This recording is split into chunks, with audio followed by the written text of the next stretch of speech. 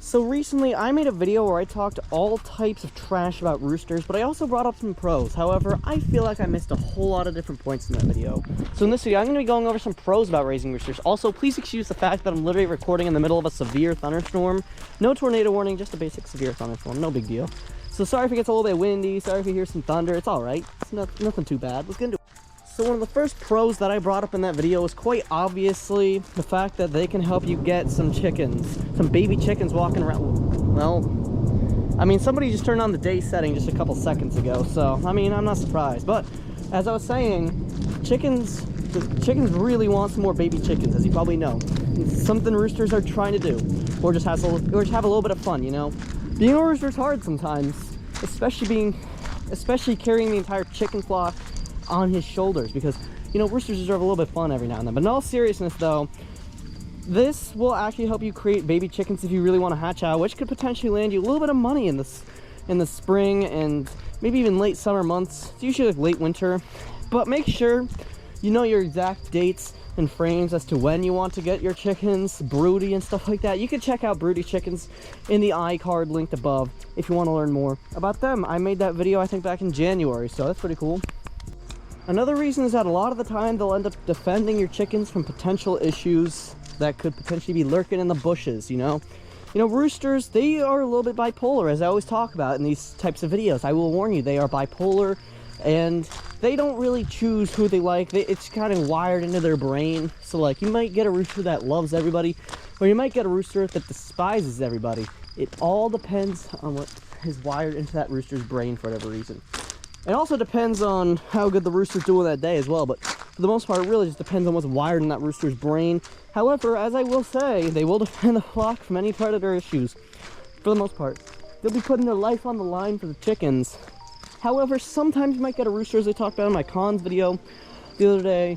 It's a little bit more lazy, a little bit more lackluster, does nothing, and runs and hides whenever potential issues come up, or cough cough, Snow White and Falcon.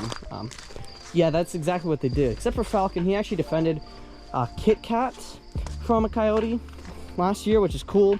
But there was another coyote that had 3 other chickens.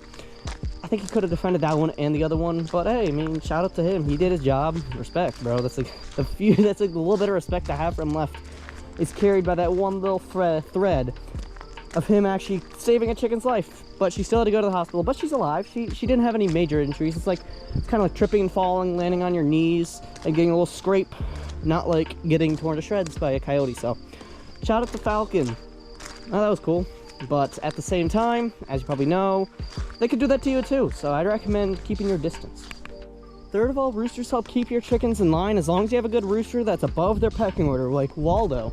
If you don't understand the chicken pecking order, let me briefly explain it to you in simple terms. So at the bottom, you have the bottom chickens. Very few chickens are there. They have the middle chickens. So you get a humongous area there, like 80% of the chickens are there. Then you get the top class. However, then you close off the jar and you get to the lid, and that's where you see the roosters. It's a little bit hard to explain. Sometimes you might see a rooster at the bottom with the chickens if you have many roosters there, but it all depends on how good of a rooster you have. If you have a good rooster, like a absolutely insane rooster like Waldo at the #1 spot, he's going to be defending those chickens like crazy. He's going to be the greatest rooster alive. But if you have someone like Snow White or Falcon at the top, yes, I'm not even joking, we used to have a rooster, that was a cool one, named Snow White back in 2022, although he died because of a fox attack, which was one-off, and I have no clue still how that happened. My guess is a fox attack. I found his feathers like 3 days later, so that's cool.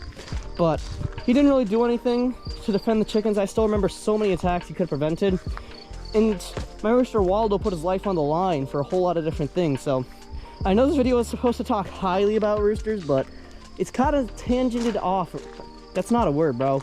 It's kind of like went off into more of like a rant about how only some roosters are good and why a lot of them are not as good. I'd say like 60% of roosters are great roosters and 40% are terrible roosters. Now, if you just listen to some of my advice and you're like, yo, that's cool, I want to get myself some roosters, I think piece of advice number 2 is the biggest one. What are some good roosters you should get?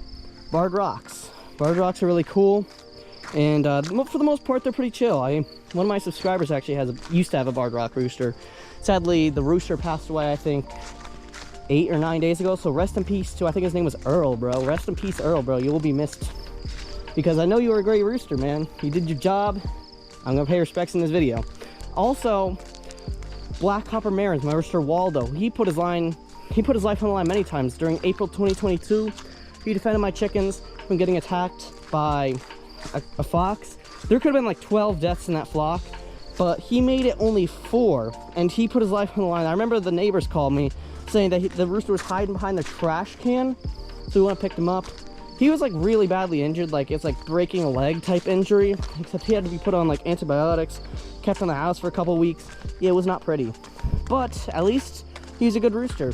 Sadly, he did pass away last July because the coyotes got to the best of him. He was probably the first one to die, so sadly, like 70% of the flock was wiped out that day. We were at lunch. I'm not joking. We were at lunch with some of my homies at lunch, and during that, I never knew the coyote was just on a kill streak in that flock. So rest in peace, Waldo. My 2 other Black Copper Marins I used to have were pretty good. Easter eggers. Depending on the variety you get, they could be great roosters or terrible roosters. Technically, Green Queens are Easter eggers, but you can technically classify them as a different branch of Easter eggers. And technically, you can say Easter eggers aren't even a breed of chicken. You can say they're just like a branch off of an Americana, because they're not purebred, but they're technically partially Americana. I did used to have a true Americana. Chicken Burger was a true Americana. We got her for the same price of an Easter egger, though. So that's cool. True Americanas can go for like $180 sometimes. So just gave you some recommendations there. Comment some more recommendations down in the comments below if you want to see some more. So that's cool. And you know what? If you're still watching the video, bro, I got you covered, man. Right on the screen right now, some more videos talking about the cons of raising roosters, man. It's a good watch. I'd recommend you check it out. It's not going to take up too much of your time. Not too many lightning strikes in this video. Not bad at all, I will say. So I'll see you there, man. I promise tomorrow's video will not be at 9 o'clock. I'll see you then.